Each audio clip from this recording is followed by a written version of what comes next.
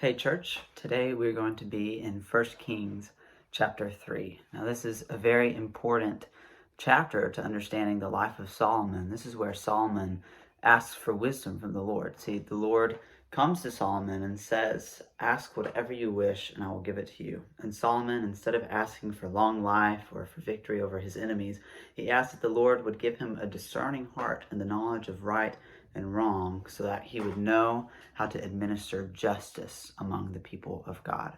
Solomon basically said, "Lord, you have made me ruler over this people, so I want you to help me because I don't know what to do. I want you to help me rule over them in a way that honors you." And so the Lord honors his request.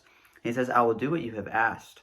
I will give you a wise and discerning heart so that there will have never been anyone like you, nor will there ever be." And so then Solomon wakes up and he realizes it had all been a dream. So we wonder, was this just a dream that Solomon had, or did the Lord actually give him wisdom?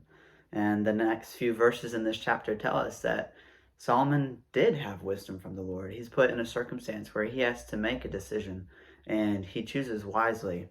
And at the end, it says that all Israel heard the verdict that the king had given. And they held the king in awe because they saw that he had wisdom from God to administer justice.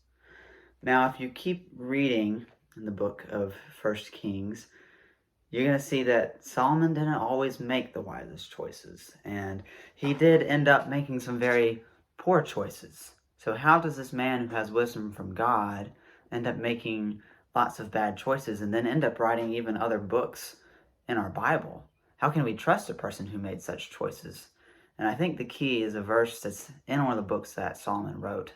And it's Proverbs chapter 3, verse 5. It says, "Trust in the Lord with all your heart and lean not on your own understanding." In the book of Proverbs, the whole thing provides us with two paths, the path of righteousness and the path of wickedness. And we have to choose on which path we can go.